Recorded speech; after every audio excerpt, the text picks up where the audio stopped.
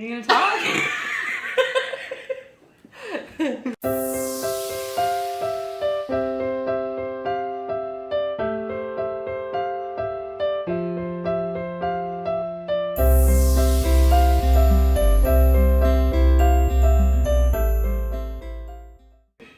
Hi guys, welcome back to my channel, and if you're new here, welcome. My name is Christy, and this is my daughter, Kaitlyn.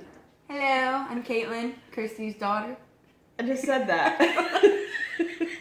I've been wanting to tell you guys her story, but I didn't feel like it was my place, so I wanted to wait until she got here to tell the story. You guys know I have a son and I have a daughter, and I have a grandson, and I talk about my daughter a lot. You know you have to look at that for the... Okay. I'm looking at myself. Do you want to start over? No. I don't get to see Kaitlyn a lot. The reason being is, like, today it is actually Thanksgiving, so happy Thanksgiving. Happy Thanksgiving. And she has to be back tonight, mainly because she has to work tomorrow, but also because Kaitlyn is living, she's actually on probation right now, so she has a curfew, but she is living by choice in a sober living home. And so, you guys, I started my channel way back in, let me see, my first video went up in April, the end of April, my first video went up. And from April until August, I had a lot of things going on personally that were happening in my life. And one of which was dealing with my daughter who was in and out of jail and who was addicted to drugs. She is, how old are you now? 23. Gosh, Mom! She's 23, and she has had a drug problem since she was 14. But I want her to tell where she's at as of today right now. As of how many days I have clean? Yeah. I have 119 days clean, 17 weeks, and 4 months tomorrow.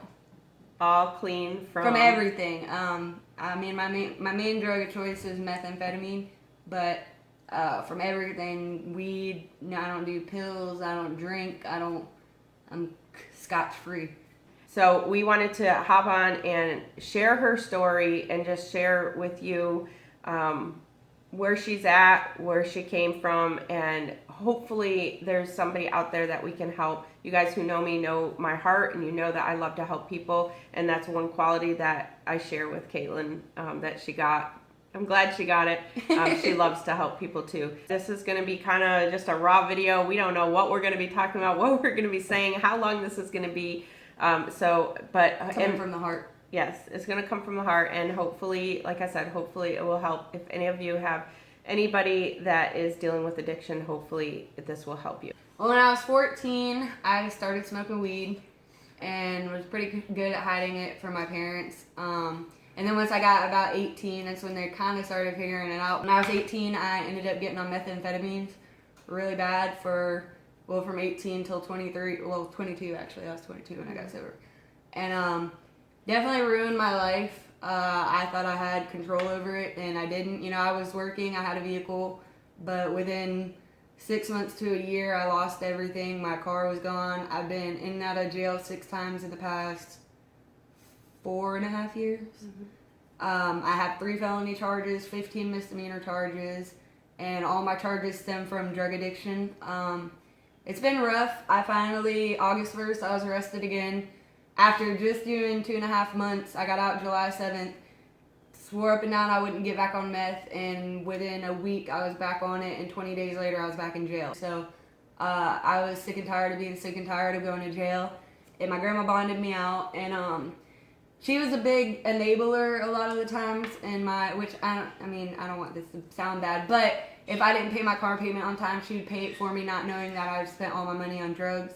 And Kaitlyn learned how to manipulate, and at a very young age. Any of you who know me know my heart and know that I didn't want to believe a lot of things, and so in the beginning, I was probably an enabler in the beginning, but at some point, her father and I just had to make the decision that she could no longer live with us anymore, and it was a very hard decision that we made, but Don't cry, Mom. You're gonna make me cry.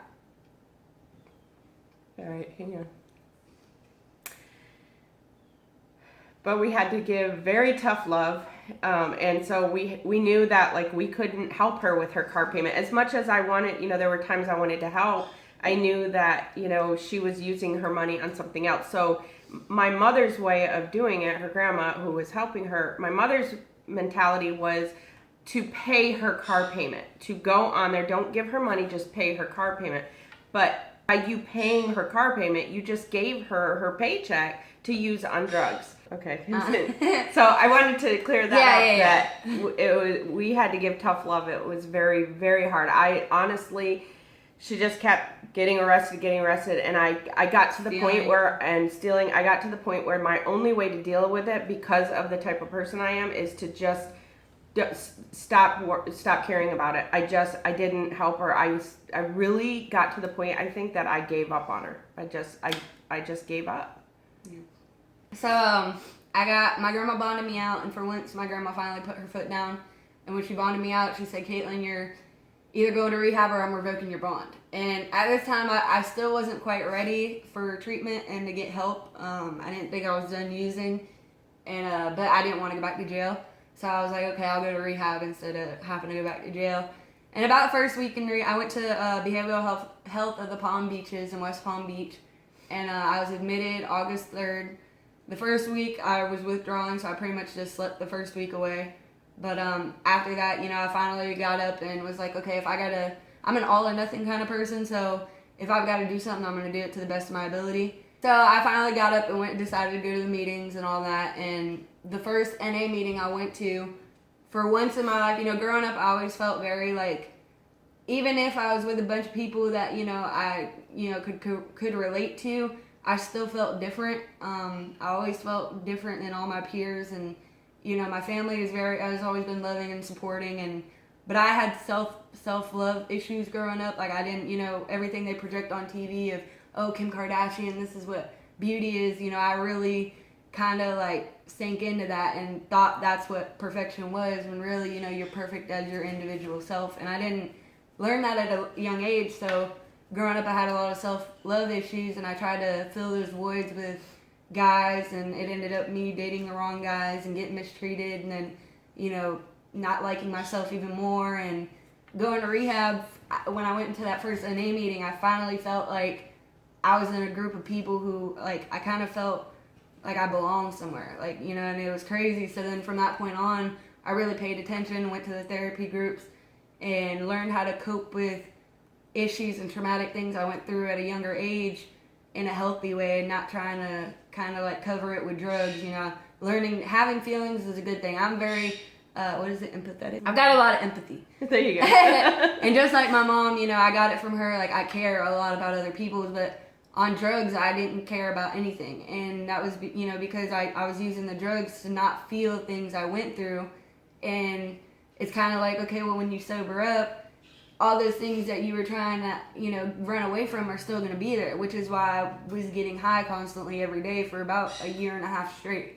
And at the end, it just kind of was like, nothing, one's too many and a thousand's never enough. When you're, it's called the disease of addiction, because there's some people who can, drink a beer and not have, one beer's fine and they're good for the day. But for me, when I pick up one beer, I'm always going to go back to my drug of choice, or I'm always going to need more, and one is never going to be enough for me. Which was the last time you got arrested. Which was the last time. I swore up and down when I got out of jail July 7th, I was going to drink, and that was about it. A week after I got out, me and my dad, we were shooting some pool, having a couple drinks, and as soon as my dad went to bed, I hit up the dope man, and there I left the house, was back on another 20-day run, no sleeping, and it actually put me in a situation where something happened to me, and like, I'm not blaming myself, because I'm not going to blame myself for somebody else's actions, but I shouldn't have been in that situation to begin with. I could have been home, and ended up losing a bunch of stuff, because my grandma gave me a bunch of things to move into this apartment, and that's a whole other story, but anyways, but yeah, for people who don't understand addiction, they say, oh, picking up drugs is a choice. Yes, it is. To go and do drugs is a choice, but to be an addict, and no addict asks to get hooked on drugs. Some people think, oh, I'm just gonna smoke this blunt one time, or oh, I'm just gonna smoke a bubble one time, but if you're an addict and you have the disease of addiction, it's not, oh, just this one time. And you unfortunately don't realize what it is until after you take that first hit. And the next thing you know, years down the road, you're addicted and it's been years and you can't get any of that time back. My high school years were the worst years of my life. And I've got a few select friends that are still here for me that, you know, and the thing is, I made straight A's all through school. I mean, my, junior years when I got like or 10th grade or something. 10th grade was when she got her first. She had A's all along until I was about a teacher's 10th grade. pet, and But she did graduate. I did, 2 years late, but I still graduated. But my senior year, I left school in February because I only needed 1 credit to graduate. I decided to do it online, but because of doing that, and I wasn't having to wake up and go to school, I was waking up riding around with bad people doing bad things. And the day my class walked across the stage was the first day I ever got arrested. And it's had a big impact on my life. I mean, I don't regret anything I've done. I'm definitely grateful for the experiences because now it's like I've got a taste of both lifestyles, of the good lifestyle and then the really horrible lifestyle. And, you know, now I live in a halfway house. I've got 17 weeks sober today from everything. No alcohol, no weed, I smoke cigarettes, which I'm hopefully going to quit doing that soon because, as you can tell, I'm like running out of breath trying to talk right now. But I do want to help people, and come January, I do plan on going to college for substance abuse counseling. After I have a year of recovery, there's a H&I program through Narcotics Anonymous that it's hospitals and institutions. I'd really love to be able to go into the Polk County Jail and talk to the girls in there because I've been in their seats 6 different times. You know, I know what it's like being locked up for 3 months. I mean, the most time, what was it, 3 months that I did to it at one time. I've done 3 months at one time, 2.5 months, a week. Like, you know, I've been in jail 6 times. And it's all drug charges. All drug charges. All drug charges. Like, she didn't go steal a car. It's just all I mean, I got to do like with driving drugs. on a suspended, Right, but I mean, because I was right. driving on a suspended because I went out to get drugs. Right. And and that's definitely had an impact on my life. But the good thing about wanting to be a substance abuse counselor and wanting to work at a rehab hopefully one day is they want people, not necessarily with charges, but they're not going to say no because you have charges, especially since I don't have violent, you know, it's just all drugs, and they want people with that kind of experience to come in and share their stories to the people who, you know, are trying to get help, and because there is hope, you know. And so if you guys ever have anybody, I don't know if any of y'all are struggling with substance abuse or have family members, I'd be more than willing to talk to them and try to help them out. But the one thing you do have to understand is you can't force somebody to get help. They've got to want it for themselves.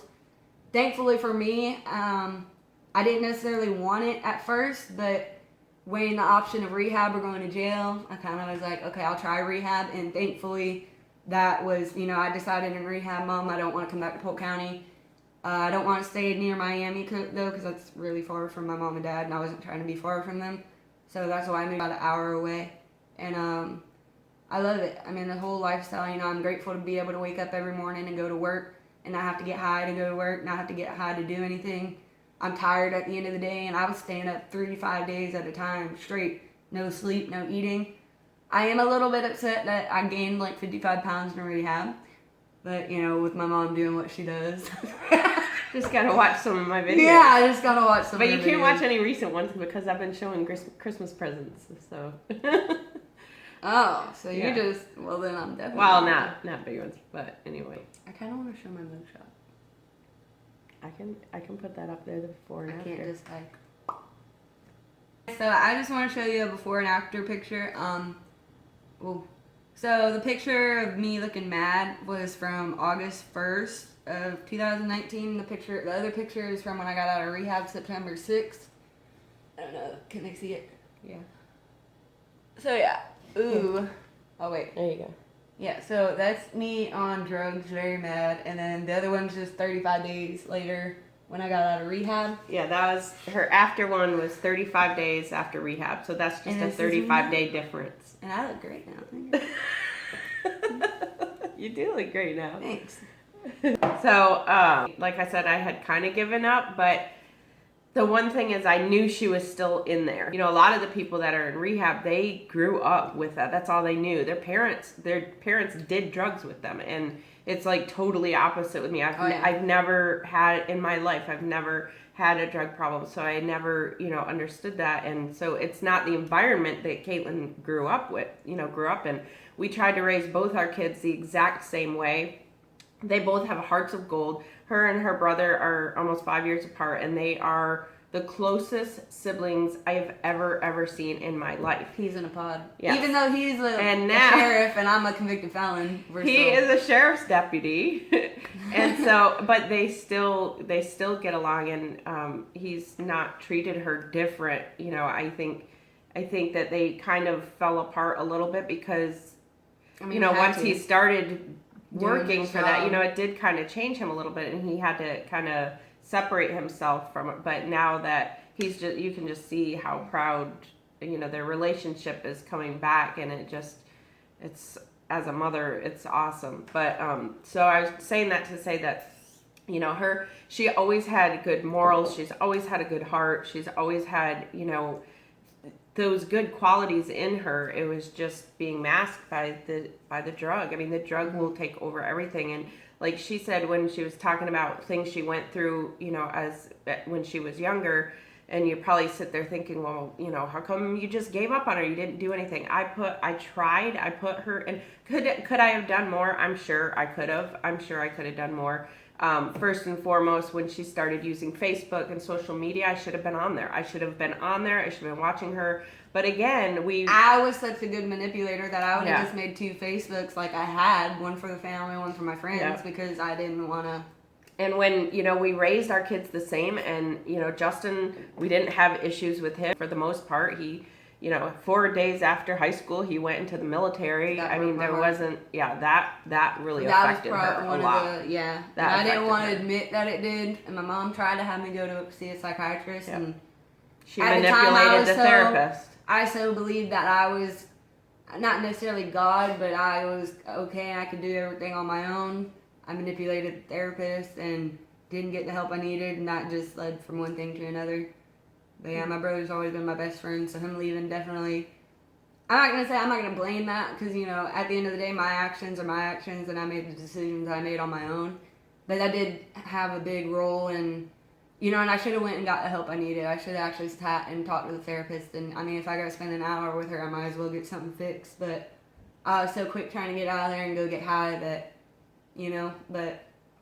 And we did, and the other thing, too, is one thing I wish that I knew earlier was that the rehabs and, that there are good... We live in a county where a lot of times the courts will send somebody to a rehab, and those people are just looking to get out for the next fix. They're not a true... They don't want to be there. They're forced to be there from the courts, or they're on probation and forced to be there. And we didn't realize that there are facilities and programs that are covered by insurance. Now, granted, we have out of pocket that we've got to pay, but it's so worth it. But for the most part, the insurance covers 80%, and we didn't realize that was an option. And thank God my mother looked into that. And that was one thing, is a lot of people don't realize that some of those programs will be covered by insurance. So now the sober living house is not. She actually pays $800 a month to stay there. So she is doing that on her own. She lives in an apartment with 5 girls. So she's choosing to do that. She's choosing to have... Now, she has curfew now because she is on probation. They didn't give her prison, so she's